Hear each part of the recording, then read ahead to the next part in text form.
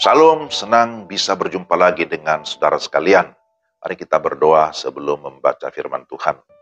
Tuhan, kami mau membaca dan merenungkan firman. Terangi hati kami, sehingga kami dapat mengerti kebenaran firman-Mu dengan baik. Dalam nama Tuhan Yesus kami berdoa. Amin.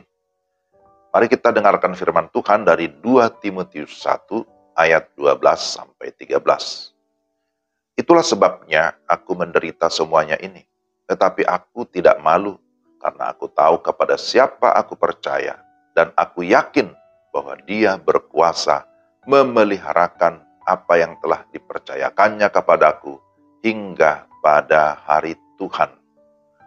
Peganglah segala sesuatu yang telah engkau dengar daripadaku sebagai contoh ajaran yang sehat, dan lakukanlah itu dalam iman dan kasih dalam Kristus Yesus. Demikian firman Tuhan. Tema kita, gereja harus bertumbuh.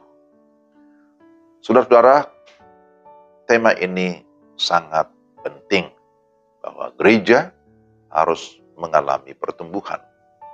Ada sebuah pertanyaan, apakah bigger is better? Artinya, apakah yang lebih besar akan lebih baik? Jawabannya belum tentu. Saudara, ada survei yang menyatakan 25% orang percaya di gereja besar percaya bahwa mereka selamat oleh perbuatan. Sepertiga tidak percaya bahwa Yesus tidak pernah berbuat dosa. Kemudian sepertiga percaya bahwa Yesus tidak bangkit dari antara orang mati. 25% terlibat dalam perdukunan. Apakah survei ini valid atau sah? Kita tidak tahu pasti. Tapi kalau benar, ini sangat menyedihkan. Akan tetapi, paling tidak kita mengetahui bahwa ternyata orang yang sudah menyatakan diri sebagai orang Kristen pun belum tentu memiliki iman yang sejati. Oleh karena itu, kita perlu mengusahakan kemajuan ataupun pertumbuhan. Pertanyaannya, bagaimana gereja bisa bertumbuh?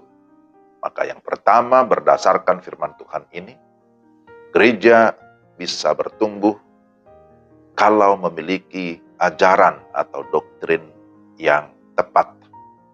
Dalam ayat 13-14, Rasul Paulus berkata, "Peganglah segala sesuatu yang telah engkau dengar daripadaku sebagai contoh ajaran yang sehat, dan lakukanlah itu dalam iman dan kasih dalam Kristus Yesus."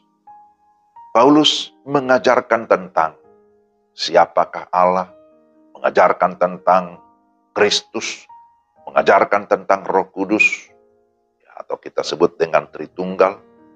Dan inilah yang juga sering kita ikrarkan dalam pengakuan iman rasuli. Di dalam surat-surat Paulus, kita menemukan pemahaman atau ajaran-ajaran yang sangat penting berkaitan dengan iman Kristen. Dia juga mengajarkan tentang Alkitab, bahwa Alkitab itu merupakan wahyu Allah yang diilhamkan kepada para penulis. Dia mengajarkan bagaimana kehidupan praktis, bahkan sampai tentang akhir zaman. Banyak hal yang diajarkan oleh Rasul Paulus di dalam surat-suratnya. Jadi, mengapa pengajaran yang sehat, yang tepat itu sangat penting? Karena pengajaran akan firman Tuhan, itulah yang membuat kita mengalami pertumbuhan. Jadi iman bertumbuh karena firman. Yang kedua, gereja juga perlu memiliki strategi yang tepat. Rasul Paulus memberikan contoh bagaimana dia berjuang di dalam pelayanan, dalam pemberitaan Injil. Maka dia berkata, "Aku rela menderita." Dia tidak malu memberitakan Injil. Sehingga kita tahu dari Alkitab, melalui kerelaannya, melalui pengorbanannya, maka banyak jemaat yang dibuka, artinya dirintis pelayanannya di Asia Kecil, bahkan di tempat-tempat lain. Mengapa dia begitu yakin? Mengapa dia begitu berani?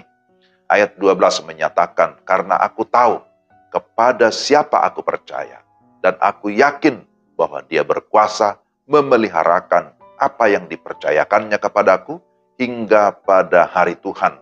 Artinya bahwa misi atau pekerjaan Tuhan itu harus bersifat kontinu atau berkelanjutan, tidak hanya sesaat dan tidak hanya berpusat pada satu tempat. Dan ini tentu bicara tentang strategi, bagaimana mencapai tujuan dengan baik. Perlu memikirkan sesuatu program yang berkelanjutan, yang tidak hanya berpusat pada satu tempat, tetapi juga disebutkan sampai ke ujung-ujung bumi. Itu kalau amanat agung. Nah, saudara, tidak hanya bicara tentang ajaran yang tepat, strategi yang tepat, tapi juga gereja perlu memiliki tim yang tepat. Gereja esensinya adalah tubuh Kristus yang terdiri atas banyak anggota. Maka di dalamnya perlu ada hubungan yang baik, perlu ada kerjasama yang baik untuk bisa mencapai tujuan. Tujuan utama gereja adalah untuk menghasilkan murid Kristus. Inilah tanda adanya pertumbuhan gereja. Ada murid-murid yang dihasilkan. Dalam 2 Timotius 2 ayat 2 dikatakan, apa yang telah engkau dengar daripadaku di depan banyak saksi, percayakanlah itu kepada orang-orang yang dapat dipercayai, yang juga cakap mengajar orang lain. Di sini kita melihat prinsip pertumbuhan sekaligus pelipat gandaan rohani. Rasul Paulus tidak bekerja sendiri. Dia punya tim yang dipersiapkan. Salah satunya adalah Timotius. Dengan adanya tim yang tepat, yang bisa bekerja sama, maka program dapat berjalan dengan baik sesuai dengan visi misi yang Tuhan berikan. Maka Tuhan merindukan gerejanya bertumbuh dan terus terlibat dalam menjalankan amanat agungnya. Kiranya kita terus setia melakukan firman-Nya supaya kita juga bertumbuh. Mari kita berdoa. Tuhan, terima kasih untuk firman-Mu. Kiranya Roh Kudus menolong kami tidak hanya memahami, tapi kami dapat melakukan dalam hidup kami. Dalam nama Tuhan Yesus. Amin. Demikianlah firman Tuhan hari ini. Tuhan memberkati saudara sekalian. Salam.